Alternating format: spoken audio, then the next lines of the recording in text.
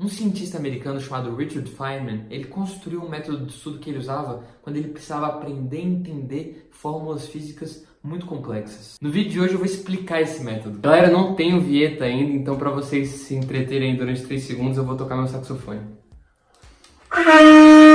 Fala pessoal, bem-vindos a mais um vídeo. Já se inscreve no canal, porque toda quarta-feira tem vídeo novo aqui no canal Estude Menos, ensinando você a aprender mais estudando da maneira certa, da maneira inteligente. Já clique em gostei, por favor, porque isso ajuda muito na divulgação do vídeo. O Feynman achava que entender um conceito, uma teoria, era conseguir colocar esse conceito e essa teoria nas suas próprias palavras e da maneira mais simples possível. Então, para aprender uma teoria, um conteúdo, você precisa identificar o tema e explicar aquele tema da maneira mais simples possível, para um leigo, sem usar termos técnicos, sem usar termos muito complicados. Você vai destrinchando o conceito, a ideia, em partes menores, em partes menos complexas, mais simples, e aí com isso, no processo de explicar, você aprende e você passa a entender até melhor. É isso, você pode até achar que quando você está explicando, você na verdade está falando para outra pessoa. Mas na verdade, quando você está explicando, você acaba explicando para você mesmo. Porque você está processando no seu cérebro outra vez aquela informação e no fundo o que você está fazendo é entendendo outra vez aquela teoria, aquele conceito. A técnica de Feynman, como ela é conhecida hoje em dia, ela tem 4 passos principais. Primeiro você escolhe um conceito.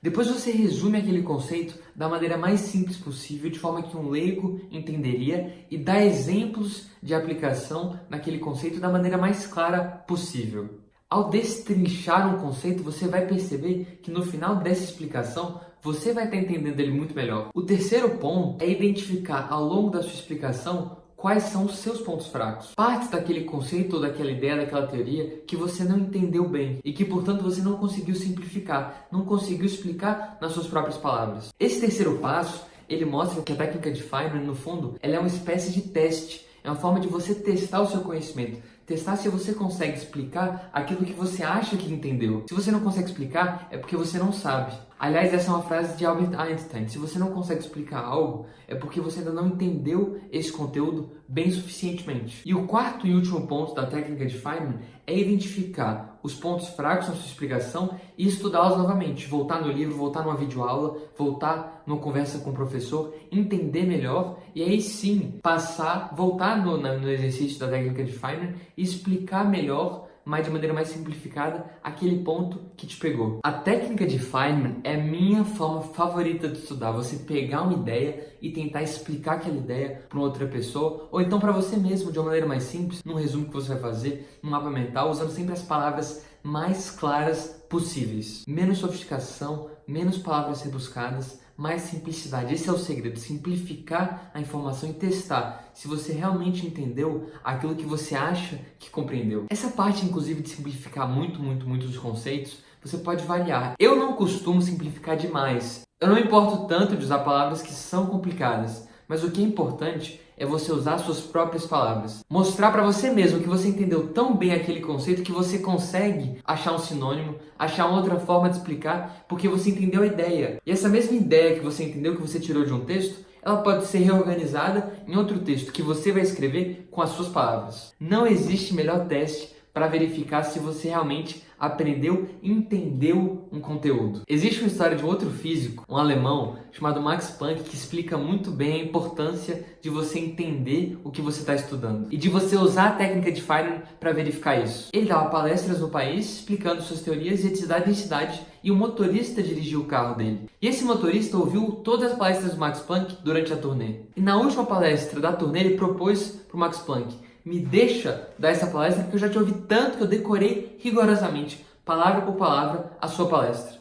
E eu quero provar isso. Então você fica de motorista e eu hoje vou dar a palestra exatamente como você dá. O motorista subiu no palco, deu exatamente a palestra que o Max Planck dava e conseguiu fazer o que ele tinha prometido que ia fazer. E o Max Planck ficou na plateia como se fosse o motorista do palestrante. Só que no final dessa história, um membro da plateia levantou a mão e perguntou: e se você pegar esse resultado aí da sua equação que você explicou na palestra e dividir esse resultado por 1, como é que fica? E o motorista não sabia a resposta, porque ele tinha decorado a palestra, mas ele não tinha nenhuma base em matemática, em física, para responder uma pergunta, ainda que ela fosse simples. E ele, com um pouco de sabedoria, teve a sacada maravilhosa de dizer ao próprio motorista: olha, essa sua pergunta é tão simples que eu fico até surpreendido de você me perguntar. E ela é tão simples que eu vou deixar meu motorista responder para você. O motorista palestrante se safou da pergunta. Ele tinha decorado a palestra inteira, mas ele não tinha entendido uma palavra da palestra. Ele não sabia resolver problemas a partir do que ele tinha dito na palestra. Ele não sabia colocar a palestra nas suas próprias palavras. Ele tinha decorado exatamente como o Max Planck falava, nas palavras do Max Planck. Entender é saber colocar nas suas próprias palavras. É saber captar uma ideia e reformulá-la, recolocá-la num texto diferente. E a técnica de Feynman te ensina exatamente a fazer isso. A testar para você não ser o motorista que decorou todas as palavras de uma palestra, mas não sabe entender aquela palestra. Se você tiver alguma pergunta para mim, deixa aqui nos comentários, porque no final de todo vídeo eu reservo um tempinho sempre para responder as perguntas que vocês mandarem. A pergunta de hoje é do Thiago Branchet e ele perguntou: eu assisti uma série sobre direito chamada Suits. Caso você tenha visto, pode me responder se a vida de advogado representada lá tem a ver com a realidade aqui no Brasil? A resposta é que não. Eu quero até fazer um vídeo melhor sobre Suits e o que eu acho da série. Eu gosto da série, só que quando você para pra pensar como é a advocacia na vida real no Brasil, eu acho que existe uma distância muito grande entre o que a série retrata e como as coisas funcionam. Num tribunal, numa corte, numa sala de audiências, a série representa um mundo muito diferente do que acontece na vida prática no Brasil. Então a resposta é não, a vida de advogado é muito diferente. Tudo está realmente não reflete